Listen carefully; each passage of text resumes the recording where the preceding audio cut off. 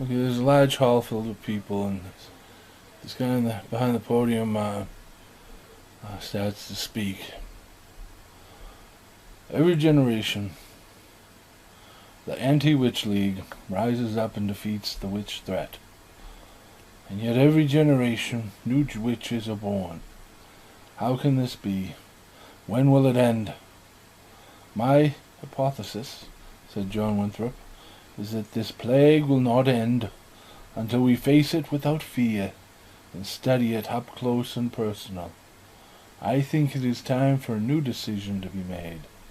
Instead of burning the witches, we should be studying them. What? Came the cry from the audience. Why? Because I believe that they may be a symptom of a much larger disease that must be investigated and uncovered. What? Whatever it is, we must know who our true enemy is. And not just be eradicating the symptom without looking deeper at the disease that underlies it.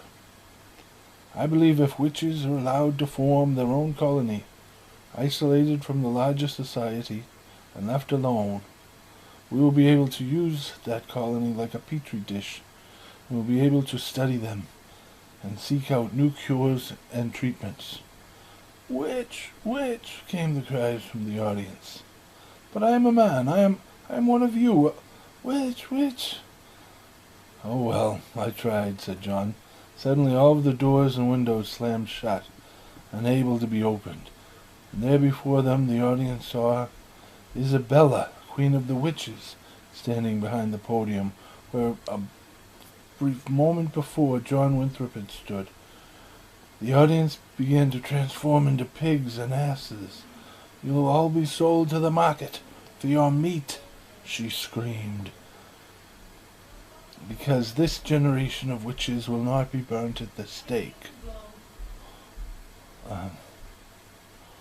Freedom! Came the cries from the rafters up above as the sign fell from the rafters. It read, "The Anti-Witch League, Loyalty, Courage, Service." The queen had the witches gather hair and sweat was collected from the pigs and asses for the spells, and soon the leaders of the Anti-Witch League were filing out of the meeting and getting back into their limousines to return to their government and corporate positions. And they soon began dismantling the Anti-Witch League from within, and stopping the witch eradication campaign that was slowly burning its way across the heartland. This is when it was discovered that the Anti-Witch League, reported to another group that was even more secretive than the Anti-Witch League. So Isabella, Queen of the Witches, shifted her focus to learning more about this secretive group. And soon her dream monkeys were bringing back stories of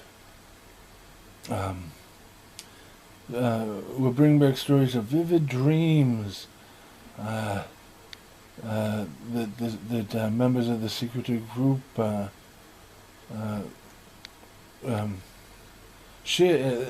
dreams that were shared by many of the members of this group that calls itself the Return. Dreams of victorious Nazi armies sweeping out across the world. How could this be, thought Isabella. So she had witches capture one of the members of the secretive organization.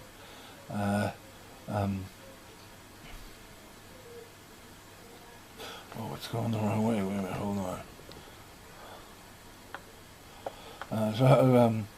His name was Felix Kolitz, and they drained him of his secrets. It was very painful. But from it we learned that the Return was a group tasked by Hitler at the fall of the Third Reich to burrow into governments and corporations around the world and to search for any time travel technology that could bring weapons of the future back in time to save Hitler and Nazi Germany. And with future weapons that will shift the tide of war in Germany's favor. The return had eyes and ears in governments and corporations all over the world.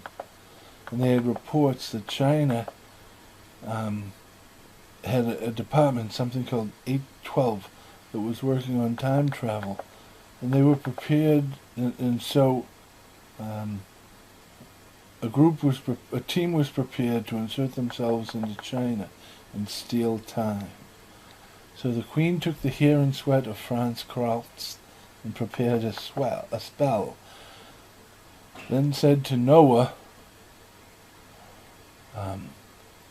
one of her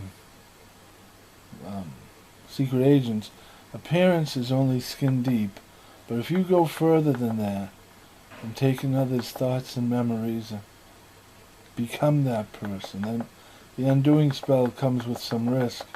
So if you were to ever want to go back to being just Nora, that might be impossible. I understand, said Noah. Then Queen embraced Noah and said, Vi con Dios mi hijo. So Noah took the potion and raised it to her lips. Then the Queen said, wait. Then the Queen mumbled something from an old tongue over the potion. And then said Noah, if you drink this, you will not only look like Felix Kalutz, you will have his memories, and subconsciously he will be fighting you. So I have given you a centering spell, so you will be the still point, free of any manipulation by any echoes of Felix floating in your subconscious. Thank you, said Noah. And then she drank the elixir. The return had allies in China, who had paved the way for them, and soon a 6-man team plus one was on its way to China. And once over 812 building, they began to jump from the plane. And just as the last man was about to jump, he froze in place. And Felix emerged from hiding and took his parachute and helmet and put them on. Then she let the man jump, and then followed right behind him to find the machine. She followed the trail of bodies to the time machine, wearing the man's helmet, and the others could not tell who was under the helmet, so Noah, pretending to be the dead man, joined the group. One of them stopped her, but she just pointed to her hearing piece and shrugged. He let her pass. The spies had told them that all of the test animals had come back to this time blind. So they kept their helmets on to shield their eyes. They landed back in 1938 and started to get off the ship when Felix kicked the last person out of the ship and time jumped. But somehow Hitler's psychic children had stopped the ship from time jumping. So Felix upped the power, and finally it jumped. When Felix got back to the present day, the witches were under attack and were being slaughtered. All is lost, said the Queen. Get in, said Felix. And they returned in 1938, as Felix told the Queen everything. I know where a witch colony existed in 1938. My mother told me about it, said Isabella. So she and Isabella went to the colony and pressed their case to the Queen and witches of this time as to why they must reveal themselves to the Allies and join in the war effort against Hitler, or else all is lost. So the witches of this time agreed, and they assembled in the town square, and the two queens prepared a spell for lightning bolts that they cast upon the witches assembled. Soon a swarm of witches were flying over Nazi armies on their brooms and hurling down lightning bolts from the heavens.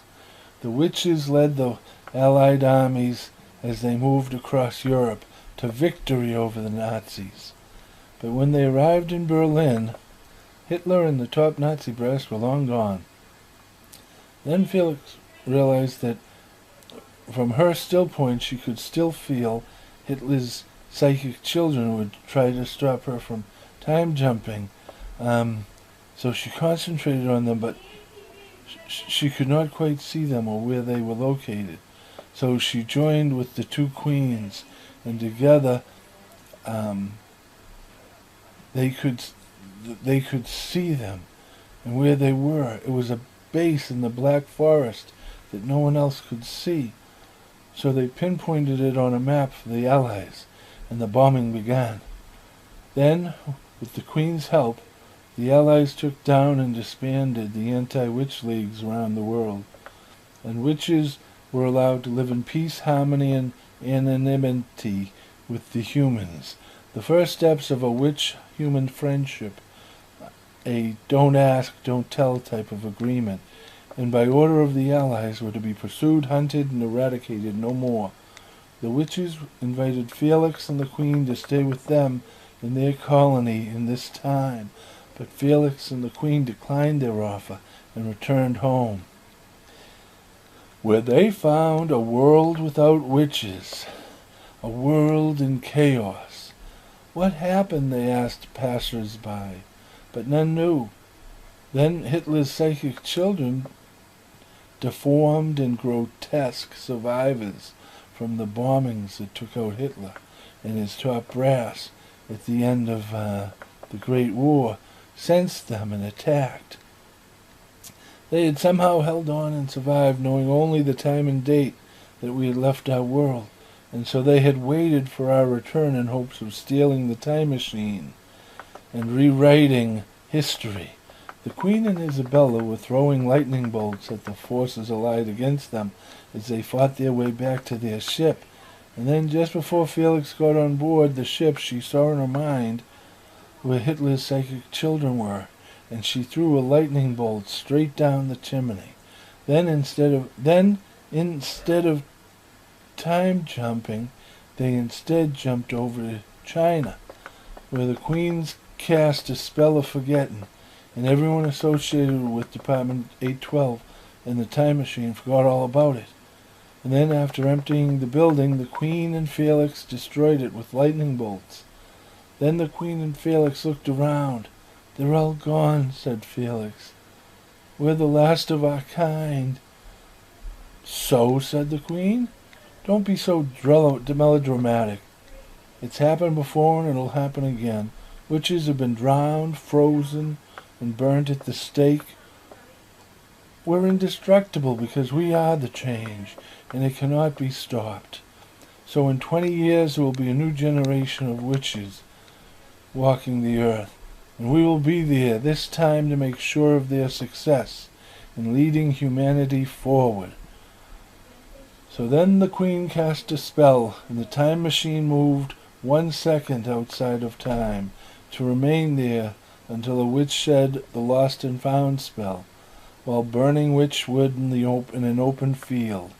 Felix never returned back to Noah, never turned back into Noah, and so she and the Queen lived a good life, waiting for the next generations to arrive, witches to arrive. The end. Thank you.